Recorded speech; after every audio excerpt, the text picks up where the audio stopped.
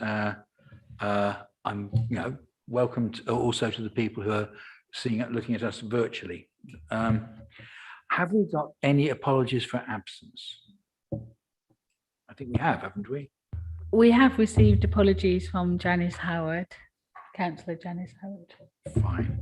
I believe that Stan Anderson is going to be late as well, but I don't see that's a reason why we shouldn't go ahead.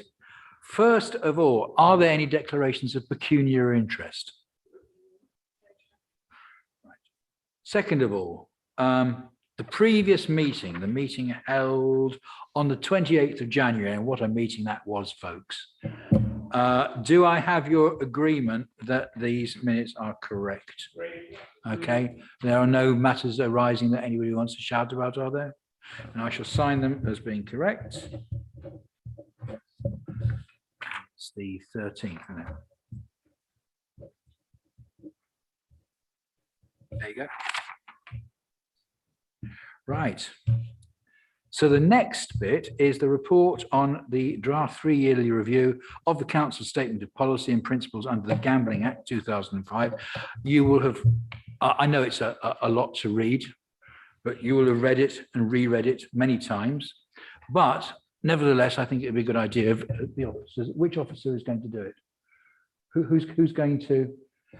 Caroline Clarke is going to explain it all to us. So you're going to explain in particular the changes. Is that correct, Caroline? Yes, that's so, Chair. I'm not going to read through the report. I'll just give you a summary of it and then answer any questions that you may have.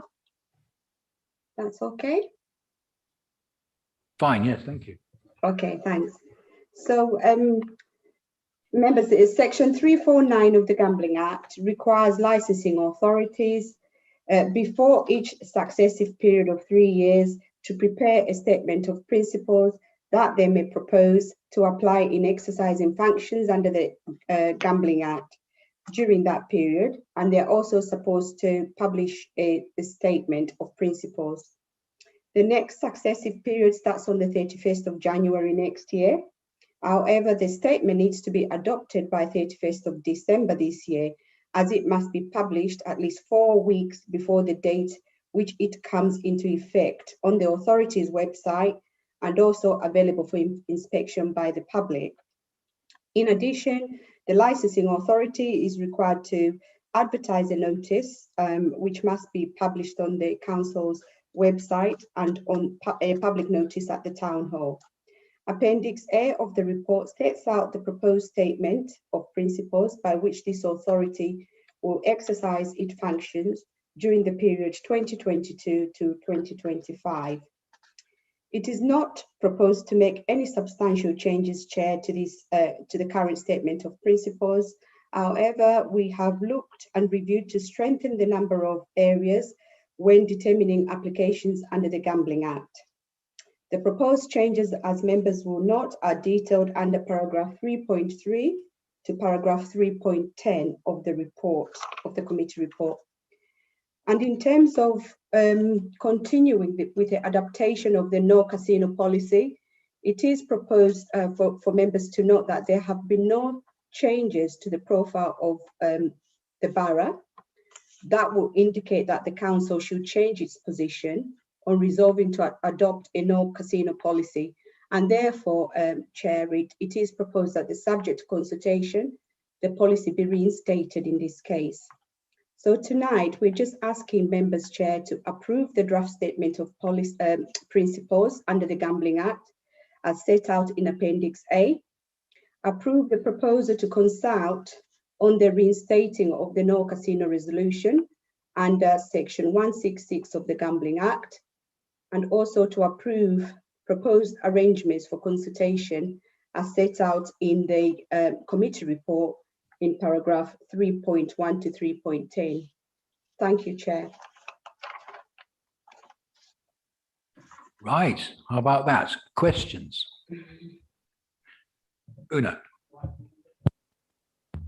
Yeah, I just had to cover, there was no Appendix A or B, so therefore there were no ward profiles attached, and there was no, the rest. I mean, I appreciate obviously we've got the, as you say, all the different Yeah. points that have been changed. I just wondered. Yeah. I could have some clarification. I will just ask the Democratic Services Officer to see whether that information can be produced for you members and circulated after this meeting, because we do have it, and we can do that after this meeting, circulate that information for you. Or if I any, do understand what you're saying. I mean, we're approving things and we haven't actually got the things in front of us. But what we are actually looking at is the changes to things that we've approved in the past. And I concur that it might be a bit complicated, but I mean, it's perfectly okay for us to do that, isn't it? That's fine. Forward, because obviously this is going forward, isn't it, for consultation, and it's going to full council. I think that will be later after. Yeah, we've got to have a licensing committee on the 14th of October. So presumably those would come then when we actually get, because we're approving a draft. So I guess that's okay anyway in that context. Right, we're approving the draft and we're approving effectively the changes to the previous one rather than the whole thing together. So any questions about the substance? I've got two people. First of all, Stephen, and second of all, John. Thank you. Just two issues. One, if officers would just detail the consultation, how it happens, what happens, the timescales, and also is there any information on other boroughs and whether we are alone in this? Obviously, I applaud the no casino policy, but it'd be interesting to note, it doesn't have to be tonight, whether there's other boroughs who engage with casinos and or who have similar policies to ours.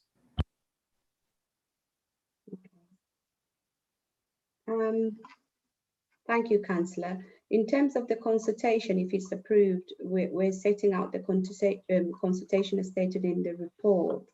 We're starting on the 19th of July, and we will be reporting back to the committee, which will be held on the 14th of October. So hopefully we'll have some feedback for you.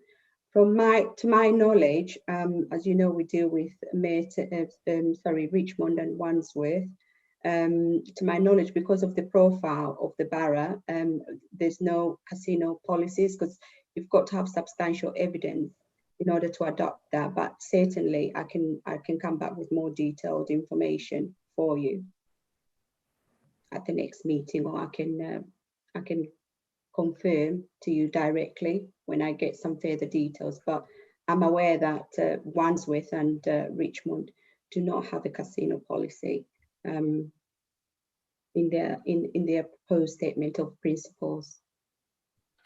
Thank you, Caroline. Just as this is probably this is not really for recording, but just as a straw poll, is there anybody here who strongly feels that we should have a casino in Merton?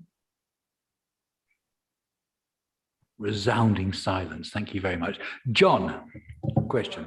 Thank you. And then On page 6, it says something here about local authorities should be published the area profile.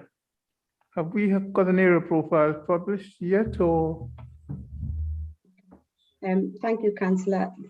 Yes, we have got It's an area. paragraph 37.7. Yeah. Yes, we've got an area profile, which will be, whilst it's not going to form part of the statement of principles, but we'll be consulting on that as well. We have developed one, so we'll be publishing that, and we'll be sending it out again to you together with the changes to the policy, which obviously we haven't got the appendix now, but we'll be sending it out to consultation, and you'll be able to see the area profile that we've actually developed, which will be used by applicants. We'll have to have regard to the area profile before they submit any applications to us. Does that answer your question? Thank you very much, Karen. Russell? Right. We've had the consultation every 3 years on this, I believe. Can you let me know how much response we got last time when we consulted? Before I ask my next question. Yeah, thank you for that, Councillor. Unfortunately, I haven't got the details now, but I can certainly look at that for you and get back to you. I'm really wanting an answer now so that I could develop it for my next question. But anyway, my next question was going to be, at the next meeting, when we have to agree this before it goes to full council, can we, in that case, have all the papers, including the 2 missing appendices and the ward profiles, which I know is going to make the document quite big, but I'm not prepared to make a decision on anything I can't see in front of me.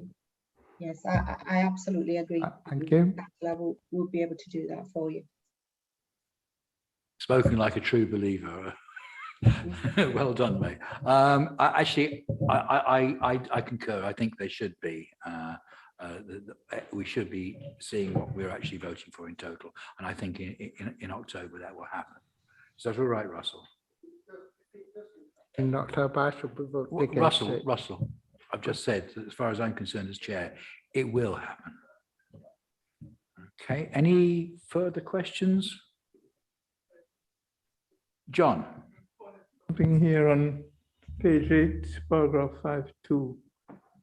And there's a list of persons or organizations you're planning to consult. And what I see here is responsible authorities. After a long list, you still have responsible authorities. Who are they? Well, thank you, Chair. Yeah, it will be responsible authorities under the Gambling Act. Some of them are obviously prescribed in the Act that we have to definitely consult them. So, you know, like the Chief Officer of Police are definitely responsible authorities, and the Children's Services, the other responsible authorities that I'll just go by the other responsible authorities that are missing. Perhaps here is, you know, the Fire Authority, that we've not listed them here. We've not listed the Environmental Health and Safety. There are other responsible authorities. Some of them are prescribed. We've put them on here, but we will produce the full list. Once the consultation is complete, we can look to produce the full list as an appendix to the statement of principles, if that helps. Yes, so when we have the next meeting, these will be included in Yeah, the list. we instead of what I can propose to do to make it absolutely clear, we can, instead of putting responsible authorities, we will look to produce the full list as an appendix to the statement of principles. I think that's good. Okay. Yes, John, I'm grateful you asked for that. I think it's helpful, you know. Right. Okay. I actually have one thing. It's not so much a question. It's just more a clarification or an expansion, really. Paragraphs 3, 4, and 3, 5, they address in particular gaming machines, and we all know as councillors how these can be a real blight and a cause of misery to certain particularly poorer residents. Caroline, can you explain in detail how this will actually affect the borough? Okay, one of the things we would look at is the local area profile whilst we send it out for consultation for you members to have a look in terms of applications received. So that will be taken into consideration before any new applications can be considered. And then the next thing we would look at for gaming machines is where these gaming machines are being placed, and we'll be asking for plans of the location of them, because that was missing in the current policy that we have.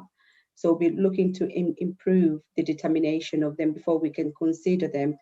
Then we'll have other factors, risk assessment that applicants have to produce in terms of following the code of conduct, which is detailed under paragraph 3.6, in terms of making sure that when applicants are submitting applications to have, they have regard to the risk assessment and code of conduct in terms of the placing of gaming machines.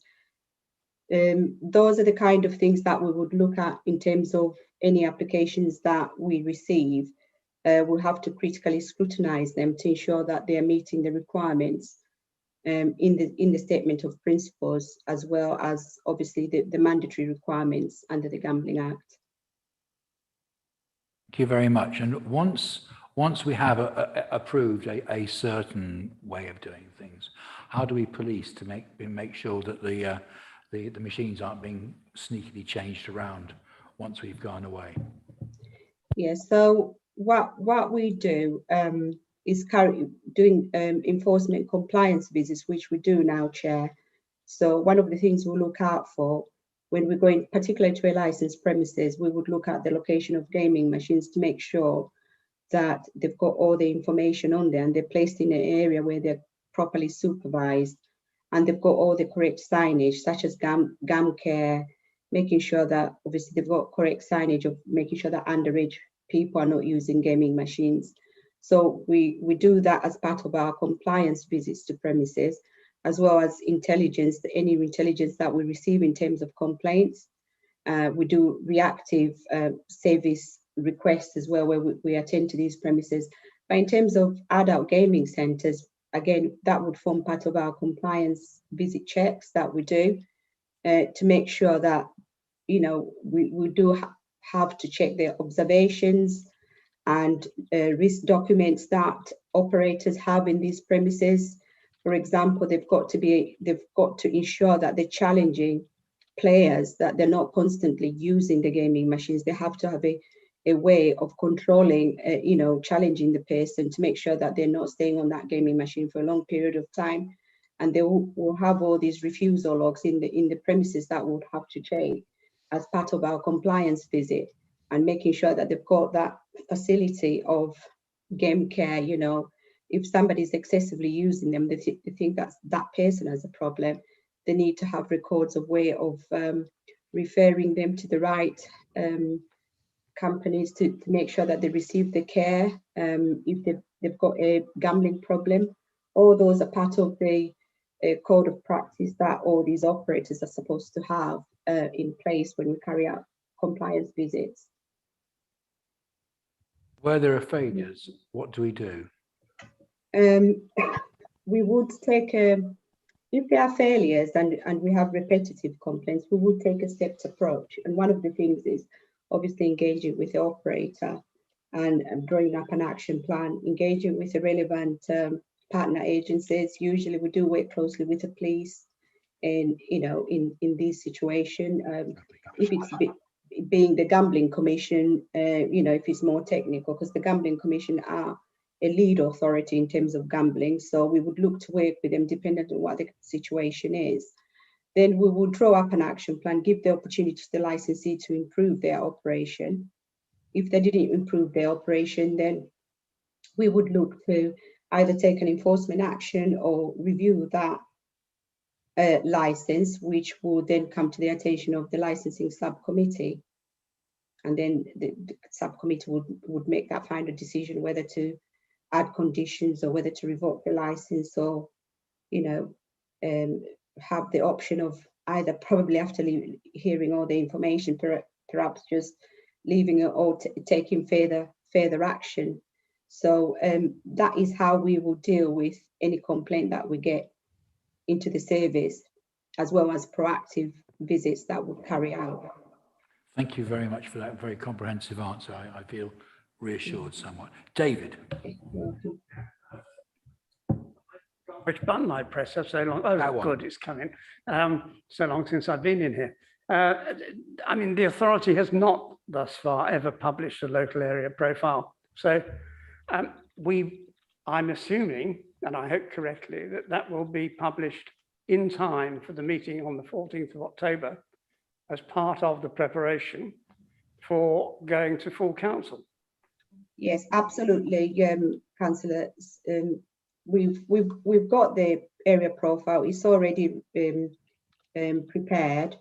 we will look to send it out for consultation as part of our draft statement of principles. So we will certainly publish it on the website to make sure that as part of the consultation, people can feed into that document as well.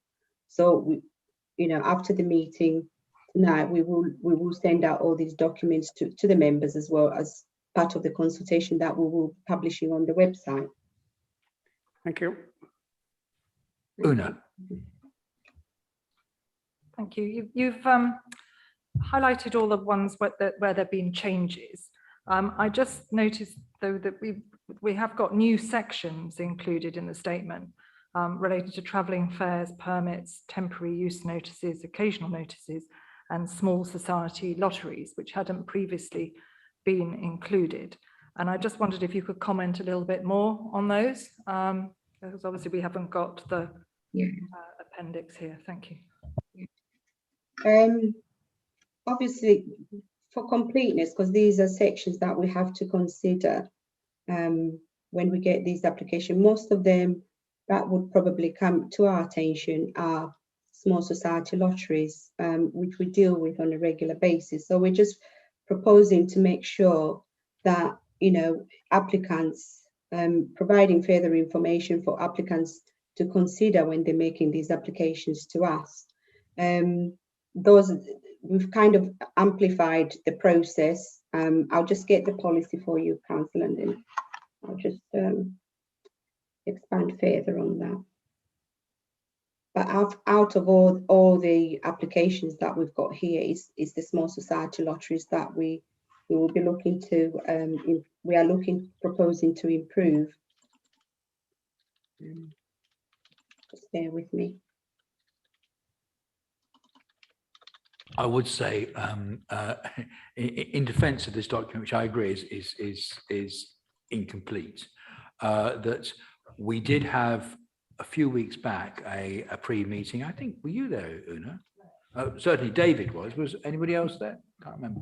Stephen was there, and there was a verbal report on these, and it's quite clear from that verbal report these sections do actually exist.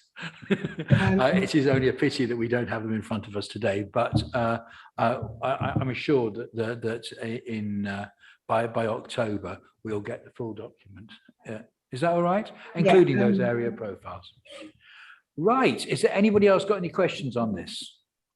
Well, colleagues, it's another short meeting because we haven't got anything else to do. So that's it. I will declare the meeting closed. Thank you very much indeed. If you haven't had a whole day,